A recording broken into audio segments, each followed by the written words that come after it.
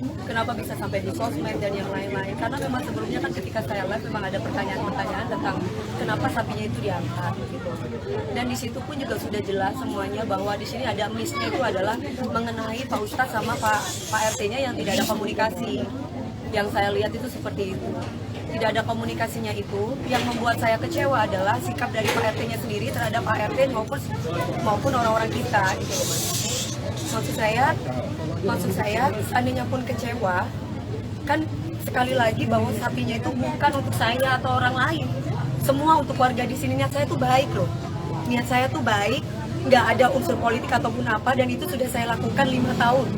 Saya tinggal di sini tuh 5 tahun, 4 tahun tinggal di sini, 1 tahun nggak tinggal di sini. Saya sering di sini aja, saya masih berhubungan. Pertama saya pernah saya melakukan itu bersama Pak Ustadz, dalam arti melakukan memberikan sembako, memberikan daging itu pertama kali tahun 2000 pada waktu pandemi.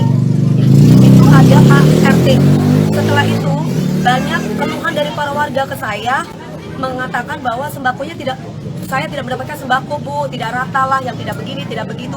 Padahal saya itu RT tempatnya Bu Dewi, justru yang dapat kadang RT lain. Akhirnya saya cari solusi sendiri. Saya curhat sama Pak Ustadz, terus Pak Ustadz mengatakan ya udah langsung saja ke saya, Bu, biar saya nanti akan list orang-orangnya. Bukan saya yang minta list, dari Pak RT-nya sendiri yang memang menginisiatifkan untuk memberikan list. Bu, saya list ya Bu. Nah, dari list itu dikuponin gitu loh, Mbak. Karena kan yang saya tahu yang namanya sembako, entah itu Idul Fitri ataupun Idul Adha, itu kan buat orang-orang yang tidak mampu. Kalaupun kita mau makan juga nggak apa-apa, tapi kan bukan yang pesta buat makan sendiri, tapi lebih mengutamakan orang-orang yang tidak mampu. Makanya saya selalu berhubungan dengan Pak Ustadz, dan mungkin kalau mau jadi saksi, warga-warga di sini jadi saksi kok. Dari awal saya tinggal di sini, saya berhubungan dengan Pak Ustadznya itu, ya memang udah dari door to door, bukan baru sekarang. Tapi kalau keadaan di sini tuh peraturannya adalah kalau memberikan sembako atau memberikan daging itu harus pamit sama Pak RT-nya atau kepada Pak Ustadznya. Tidak boleh bikin acara sendiri terus bagi sendiri, itu tidak boleh. Makanya itu yang dijelaskan. Dan ini salah pahamnya adalah saya itu kenapa kok nggak langsung aja dikasih alamatnya. Saya tuh teleponan langsung sama orang Brebesnya, sama orang yang jual sapi itu saya. Jadi nggak mungkin saya bilang bukan Dewi Persik. Orang saya ngomong itu Dewi Persik yang harusnya 170, dia kasih diskon 140 ke saya ceritanya. Ini saya Pak, biasalah namanya dagang-dagangan beli sapi, pasti teman-teman tahu kan kayak gimana. Ya udah cuma sebatas itu. Saya memang tidak kasih alamat rumah saya. Saya kasih alamatnya masjid sebelakang rumah aja ya Pak, biar nanti berhubungan dengan Pak Ustadz. Nah, itu poinnya.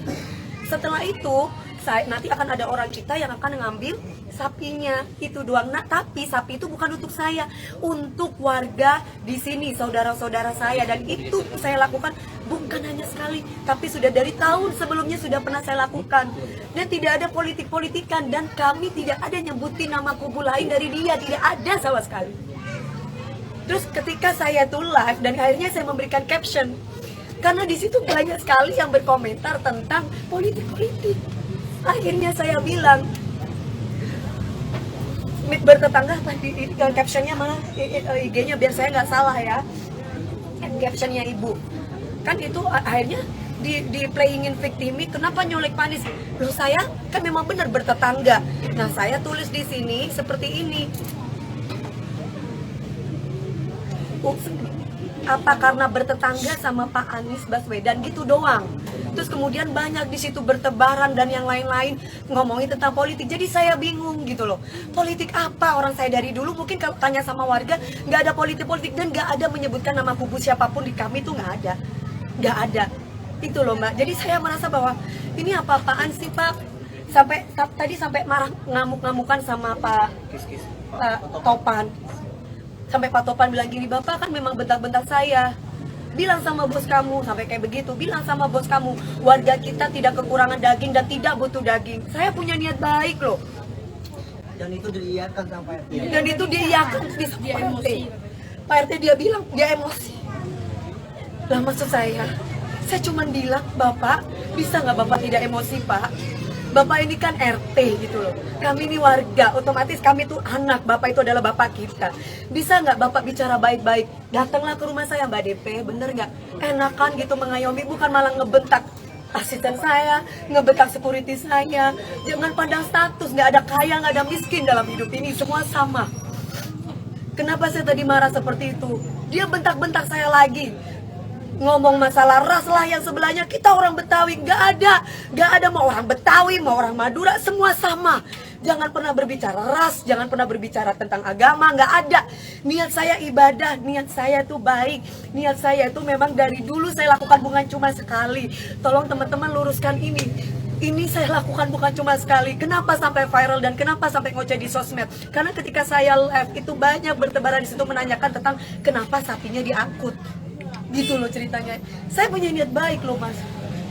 Dan saya cuma menyayangkan sikapnya Pak RT. Kenapa harus bentak-bentak? Kenapa harus marah-marah? Saya perempuan. Habis marah-marah dan bentak-bentak dia ketawa-ketawa. Mungkin ada beberapa wartawan yang jadi saksi di situ yang memvideokan kami. Pantes nggak Pak RT kayak begitu?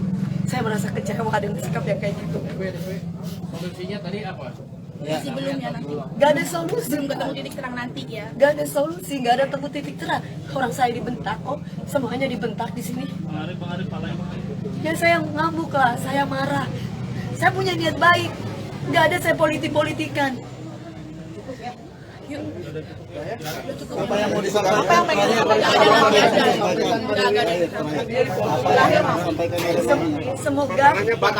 Semoga ini tidak jadi contoh buat semua RT ataupun RW.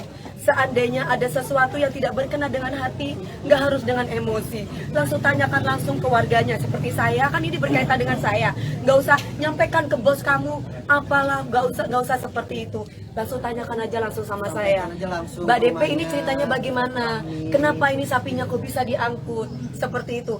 Justru bukan diangkut untuk dikasih korek. Saya taruh di penjagal supaya, karena apa kan beliau kan ngomongin masalah duit. Saya bilang ya udah Pak tenang aja.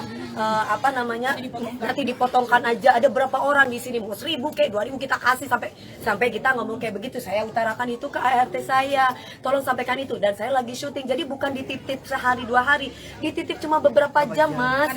Karena di rumah nggak ada orang, cuman ART aja. Bukan nggak mau kotor rumah saya. Satu, saya tidak mau alamat saya tahu. Seandainya pun memang tahu, kebetulan di rumah saya itu cuma tinggal ART yang nggak ngerti. Perempuan semua gini, sapi mau diapain gitu loh. Akhirnya saya udah minta tolong sama Pak Ustadz aja, karena memang kita biasanya minta tolong sama Pak Ustadz gitu loh ceritanya. Sekarang sapinya gimana jadi mbak? Udah dipotong-potongin, Ada udah siap dipotong, udah tinggal kita bagi-bagi, dan itu biasa kita lakukan mas gitu loh ceritanya. tinggal beres aja sebenarnya. Tapi biasanya emang dengan Tadi nggak ketemu jalan tengahnya berarti ya? Belum. biasanya suka dibagikan dengan Pak RT yang sama Mbak, tapi Gini, yang tadi aja Pak Ustadznya sama Pak RT-nya agak crash. Kenapa? Kalau saya lihat